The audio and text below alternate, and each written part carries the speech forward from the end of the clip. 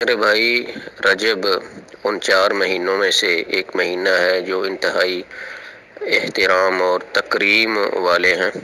4 مہینے یعنی جو اسلامی سال کے 12 مہینے ہیں، ان میں سے 4،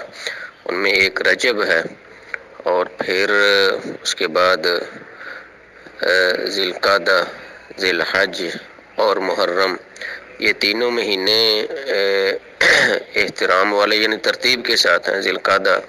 اسلامی مہینے کا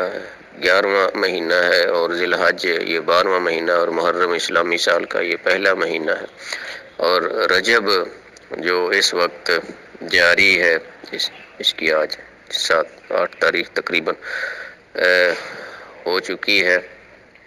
تو یہ 4 مہینے احترام والے ہیں۔ نبی علیہ السلام کوئی خاص مخصوص عبادت ان 4 مہینوں میں نہیں کیا کرتے تھے، کوئی خاص وہی جو معمول کے مطابق روٹین وائز آپ علیہ السلام، یعنی کہ فرضی نماز ہے یا نفلی روزے ہیں مثلا، یہ، اور اسی طرح صدقہ خیرات، واعظ و نصیحت، اور یہ اس قسم کے جو آپ کے عبادت والے، ثواب والے، سارے ہی آپ کے عبادت والے کام تھے، تو یہ آپ روٹین کے مطابق آپ علیہ السلام کیا کرتے تھے۔ اس کے علاوہ کوئی خاص مخصوص عبادت جو صرف اس مہینے میں ہی کی جائے، ایسا کچھ نہیں ہے۔ یہ بعد میں پھر لا علمی کی بنا پر ہر مہینے کی مناسبت سے کوئی نہ کوئی نیا کام جاری کیا گیا، تو اس میں پھر یہ بھی تھا کہ رجب کے مہینے میں یہ کبھی بدعت کو ایجاد کیا گیا اور اسے فروغ دیا گیا، اور حقیقت میں جہاں تک صدقہ خیرات کا تعلق ہے تو وہ اپنی جگہ پہ بالکل برحق ہے، اور اس کے لیے کوئی مخصوص وقت نہیں ہے، یعنی خیرات، صدقہ آپ کرنا چاہیں، دینا چاہیں کسی بھی شکل میں، وہ کسی بھی وقت دیا جا سکتا ہے، وہ رجب کے ساتھ مخصوص نہیں ہے۔ کھانا کھلانا ہے اپنے اپنوں کو، کسی اور کو، بیگانوں کو، دوست احباب کی دعوت کرنی ہے، شادی وغیرہ جو کچھ بھی، یعنی کہ آپ کسی صورت میں تو وہ کسی بھی وقت آپ کر سکتے ہیں، لیکن خاص رجب کے مہینے میں ہی کنڈوں کی صورت میں، کنڈا یہ کیا ہے؟ یہ ایک سویٹ ڈش ہے، یعنی کھیر کی صورت میں، جو کہ چھوٹی چھوٹی پیالیوں میں، کچی پیالیوں میں ڈال کر تقسیم کیے جاتے ہیں، یا شیرینی تقسیم کی جاتی ہے ہمارے بر صغیر میں۔ یہ کچھ لوگوں کی روایت اور رواج، یہ ایک رسم ہے،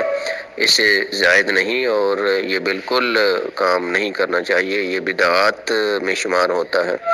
اور نبی علیہ السلام نے نیا کام جس کی کوئی قرآن کریم میں یا حدیث شریف میں دلیل نہیں ہے، اور نہ ہی صحابہ نے کیا ہے، اور نہ ہی ائمہ کرام نے کیا ہے، بلکہ اس کے برعکس اہل علم نے ہر نیا کام کرنے سے روکا ہے، یعنی جسے ہم بدعت کہتے ہیں، اس سے بچنا ضروری ہے مسلمان کے لیے، کیونکہ جب کوئی بدعت جاری ہوتی ہے تو سنت ایسا ایسا پھر وہاں سے اٹھ جایا کرتی ہے۔ تو نبی علیہ السلام رجب کے مہینے میں کوئی خاص طرح کا کوئی مخصوص عبادت والا کام نہیں کرتے تھے، وہی روٹین وائز جو آپ کے معاملات ہیں، نماز روزے کی صورت میں، یعنی نفلی روزے کی صورت میں نماز ہے فرض، اور اسی طرح تہجد، نوافل وغیرہ، اور صدقہ خیرات، اور یہ بس یہ اس قسم کے معاملات تھے، اور کوئی خاص نہیں ہے۔ یہ جو مخصوص تاریخ کو لوگ کرتے ہیں، یہ بھی صحیح نہیں ہے، یہ بدعت ہے، اور کچھ لوگوں کا یہ سمجھنا ہے کہ اس مہینے میں 27 رجب کو شاید معراج ہوا تھا، تو یہ بھی بات درست نہیں ہے۔ رجب کی تاریخ میں شدید قسم کا اختلاف ہے، معراج کی تاریخ میں شدید قسم کا اختلاف ہے، البتہ معراج ہوا اور ہجرت سے پہلے ہوا، اور کم و بیش تقریباً یعنی کہ ہجرت سے کوئی 2 سال تقریباً، یعنی یا 2.5 سال یہ پہلے ہوا، لیکن کس مہینے میں ہوا اور اس مہینے کی کون سی تاریخ کو ہوا، یہ کوئی حتمی اور یقینی طور پر کچھ نہیں کہا جا سکتا، اور اختلاف اس واقعے کی تاریخ اور تعیین میں یہ اس بات کی نشاندہی کرتا ہے کہ شریعت نے اس حوالے سے کوئی طے شدہ بات نہیں ہے، اور نہ ہی معراج کو جواز بنا کر مخصوص اسی رات کی وعظ و نصیحت کا اہتمام کرنا چاہیے، جلسے کا اہتمام کرنا چاہیے یا واقعہ معراج بیان کرنا چاہیے۔ یہ ساری لوگوں کی باتیں ہیں۔ نصیحت کے لیے بھی کوئی وقت مقرر نہیں ہے۔ جب انسان کوئی بیماری یا کوئی برائی دیکھتا ہے، خلاف شرع کام دیکھے، اس وقت ہی کہنا چاہیے۔ وہ مسجد میں بھی ہو سکتا ہے، باہر بھی ہو سکتا ہے، ٹھیک ہے۔ چونکہ جو سنت سے دور لوگ ہیں وہ خصوصاً 27 رجب کو اپنے ہاں جلسوں کا اور وعظ و نصیحت کا اہتمام کرتے ہیں۔ سنت یہی ہے کہ اس دن کو خاص کر کے ایسے پروگرام کا انتظام نہ کیا جائے، بلکہ لوگوں کو بتایا جائے۔ وہ رجب کے علاوہ کسی دوسرے مہینے میں بھی ہو سکتا ہے، یا 27 تاریخ کے علاوہ کسی دوسرے دن بھی وہ ہو سکتا ہے۔ ضروری 27 کو کیوں؟ صرف لوگوں کو بتانے کے لیے۔ اس کو کہتے ہیں سنت ترکیہ، یعنی نبی علیہ السلام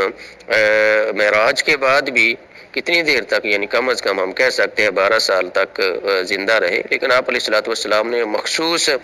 اس تاریخ کو، یعنی جس تاریخ کو آپ آسمانوں کی سیر کروائی گئی، یعنی معراج ہوا ہے آپ نے اس کی تذکیر اور اس کی یاد میں کوئی خاص قسم کی میٹنگ یا کوئی پروگرام یا کوئی نصیحت پر مبنی جلسہ وغیرہ نہیں رکھا، بلکہ ایک روٹین میں آپ علیہ السلام کی یہ بات شامل تھی، نصیحت کرنا، لوگوں کو سمجھانا۔ تو اس لیے مسلمان کو بھی ان پابندیوں سے نکلنے کی ضرورت ہے، اور جہاں سنت نے اور شریعت نے پابندی نہیں لگائی، مسلمان کو بھی پابندی نہیں لگانا چاہیے۔ واللہ اعلم۔ السلام علیکم۔